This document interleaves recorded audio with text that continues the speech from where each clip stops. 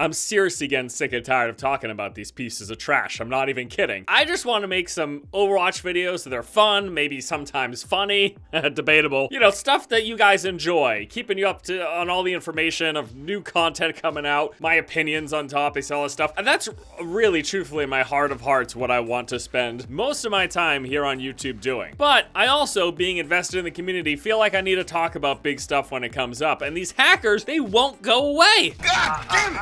Hate this hacker crap. They keep popping up. Just yesterday, a report of 22,865 Korean hackers getting banned came through. And that's great news, right? Oh, 22,000 people getting banned. That's amazing. Yeah, well, you know what? Hackers are always going to be here. They're always going to be a problem. We can never get rid of them. It's a behavior that people want to partake in. They want to get an advantage for whatever reason. I've talked about this so much, but the reason I'm bringing it up here today is because we've had a small victory. And no, it's not the bans, but it's the fact that Blizzard is finally starting to go after what I would say that is the root cause of the hacking problem. It's not the root cause of the desire to hack. The market exists because people want hacks, but if you go after the people who make them, that is going to help stave off some of the problem. And it could potentially scare future hack creators from getting involved in this market. And the punishment we're talking about is a lawsuit. There's this company called Bossland, and they're known for making a variety of hacks. They make hacks for World of Warcraft, Diablo, Heroes of the Storm, and at one point in the past, they made a hack for Overwatch. So Blizzard has several times in the past tried to sue this company. The premise for them was, you know what, you guys are costing us millions of dollars from the hacks that you were creating. And you might say, well, Forrest, that's curious. How is Blizzard supposing that they're losing millions of dollars if a company is making hacks for their game? Well, number one, there's quite simply just the time, effort, energy, and money that they pour into trying to detect and stop those hacks. But then there's also the idea of reputation. If a game gets a reputation of being filled with cheaters, it hurts the game. Now, I don't know that we could actually talk about exact numbers, but they've got a way of quantifying this, of saying, you know, just look at some recent examples. I myself have been deterred from games or have stopped playing games because of a hacking problem.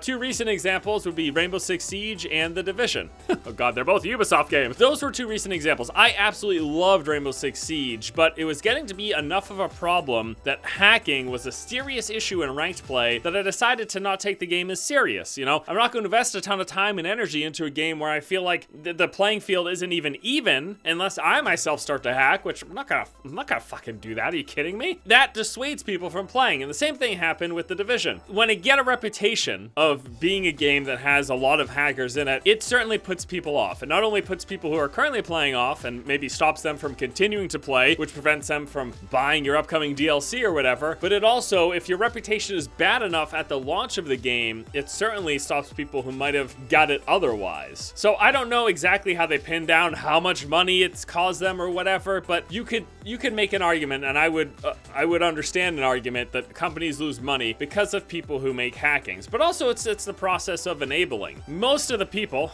probably almost all of the people who hack in Overwatch or any other game, they're not like geniuses. They went into Google and they typed Overwatch wall hack, Overwatch aimbot, and they found their way to some forum, and they probably paid and then downloaded some software or script or whatever, and they just run that while they play the game. They're not coding this. They're not making this, you know? They're not developers, reverse engineers that are able to figure this stuff out themselves. Most of them are not. So that the people who supply these hacks, if you stop them, it could certainly dissuade the problem. It's never going to completely get rid of the problem, but we could at least put it at bay a little bit. So Blizzard has gone after this particular company, Bossland, several times in the past, and unfortunately didn't really work out so well for them. The company Bossland is located in Germany, and so they had issues with those international lawsuits and trying to hold up in the German court of law, and they actually lost so many times. Blizzard was required to reimburse Bossland for the legal fees of those suits. So not only did Blizzard not win in suing this company that's clearly doing something they shouldn't be doing, making hacks for Blizzard games, costing Blizzard money, costing them a loss of goodwill, but Blizzard also had to pay these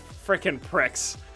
It's really blows my mind, honestly. However, recently, several weeks back, the tables turned. In a ruling by the German Federal Court of Justice, prior court decisions of the lower levels were overturned, and Bossland was required to cease distribution and sale of its hacking software in Germany. Now, you figure Bossland finally loses the suit. The courts say, hey guys, you know, what you're doing isn't right. It's anti-competitive. It's harming Blizzard. You need to stop. What do? Well, they decide to pack up and just go somewhere else. So while it doesn't completely stop the problem, I think what's most important is that it sends a message, and hopefully it sets a precedent that if you make hacks enough and you become well known enough, we'll come after you legally. And in Bossland's case, it's pretty much ruined them financially. So this will hopefully dissuade future hack creators from getting involved in the business, knowing that they could be brought to court enough that they're financially run into the dirt. So look, hopefully this is one of the last videos that I do talking about hacking in Overwatch. Blizzard has done a pretty fantastic job when it comes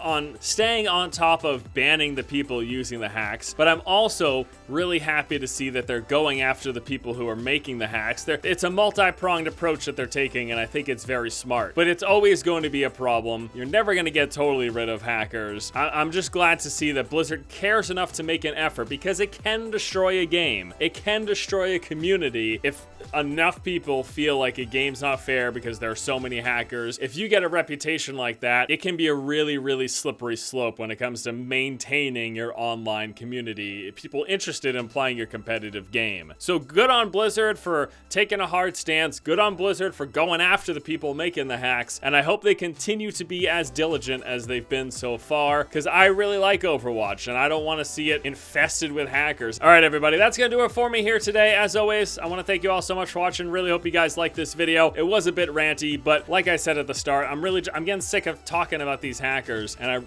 I want them to go away, even though I know they never will entirely. Thank you all so much. Hope you have a good afternoon, and until next time, I'll see you later.